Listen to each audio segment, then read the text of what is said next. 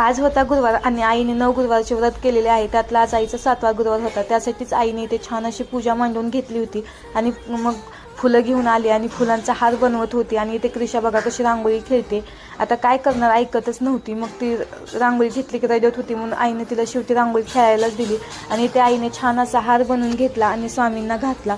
आणि आता अजून कलश वगैरे पूजून घ्यायचं होतं. मग हळदी कुंकूही लावली, विभीत लावली कलशला आणि खूप छान वाटत होतं. घरामध्ये सर्वांना फुलं वगैरे अर्पण केली. आणि हे सर्व करताना क्रिशानं जसं आई केली तसंच क्रिशालाही करायचं होतं.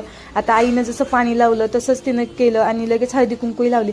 खरंच लहान मुलं ना लगेच आपलं कॉपी करतात, त्यामुळे आपण चांगलं काय आहे तेच शिकवलं पाहिजे. आणि लगेच इथे स्वामींना पिवळा कलर आवडतो म्हणून आईने फळ म्हणून केळी आणली होती. आणि इथे मी स्वामींच्या व्रताची कथा वाचून घेतली आणि कथा वाचल्यानंतर मग लगेच आरतीही करून घेतली. आणि आरती झाल्यानंतर आम्ही सर्वांनी दर्शन घेतलं. तर क्रिशा बघा स्वतः पण पाया पडत होती.